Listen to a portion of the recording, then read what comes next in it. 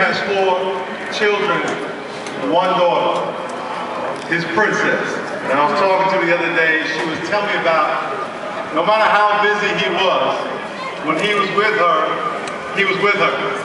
She would go to her volleyball games, 1,500 13-year-old, 14-year-old girls in a tournament, and he'd be up in the stands with his ukulele singing country music. I want you to imagine a Samoan brother with a ukulele singing country music. I don't get that. But he was always teaching her, you know, discipline. He used to tell her, work today to build tomorrow and pray for the rest. But one thing he would say to her whenever he would leave, he would say, I love you. And she would say, I love you back. But then he would say, no, do you hear me? I love you. And he would make sure she understood that he loved her. He looked her in the eye. I want to challenge all of you. Go ahead, give me that back.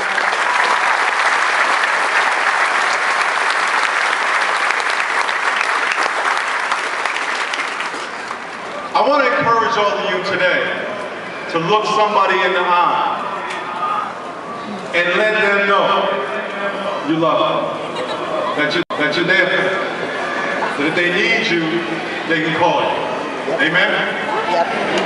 Our next speaker is another man that needs very little introduction.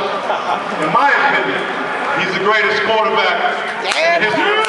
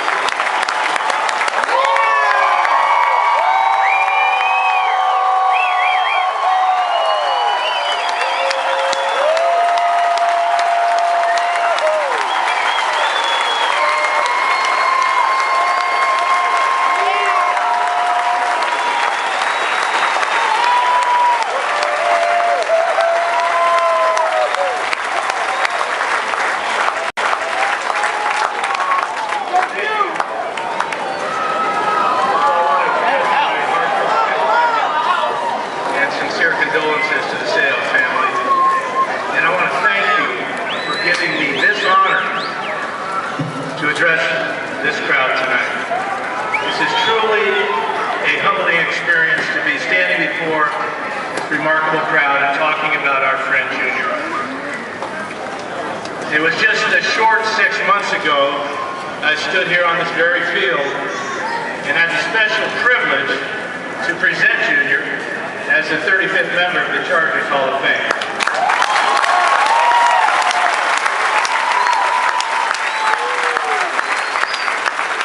He put his name up there where it belongs.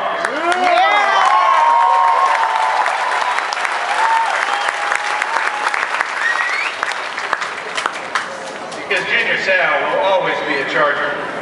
Yeah.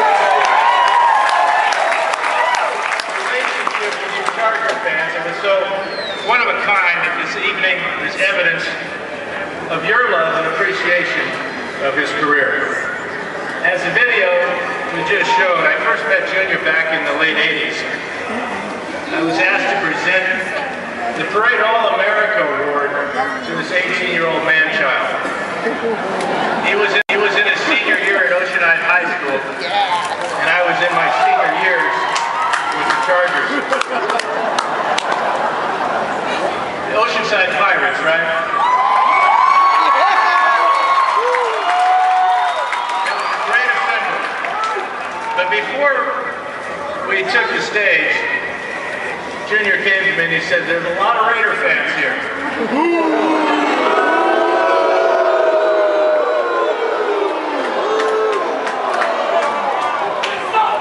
He said, "Don't worry, I've got your back."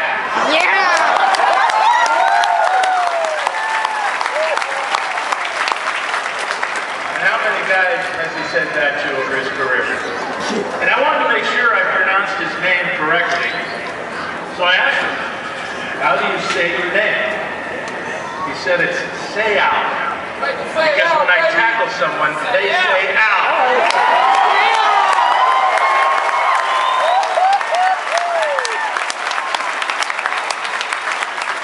And then he smiled. Wow, what a smile. Ever present, and what a lasting image that smile is. Junior left many lasting images in the minds of football fans over his remarkable 20-year career.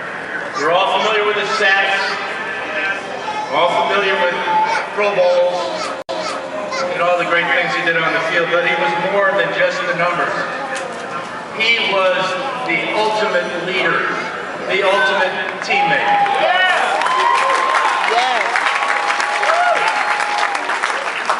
Our football paths never crossed on the field, but boy, could we have ever used it with our offensive air Coryell. And I'm also glad that I never had to play against him. You can just imagine the thought of him sacking me and then standing over me and dancing all over me.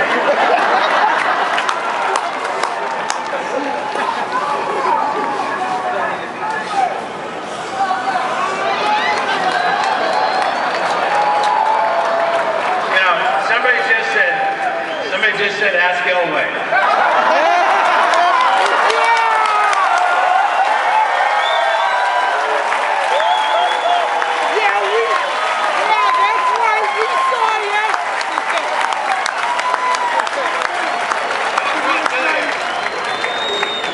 What a classy move it is for John to be here.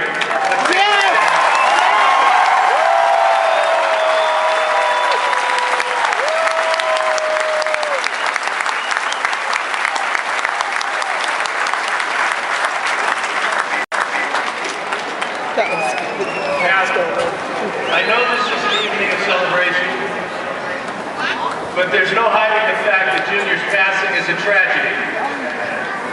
It's a tragedy for his family, for his countless friends, for his many teammates and coaches. A tragedy for the community of San Diego, for Charger fans and football fans everywhere. And with all tragedies, there are lessons to be learned. Lessons that must be learned by all of us. The lesson here is, if you need help, get help. It's out there.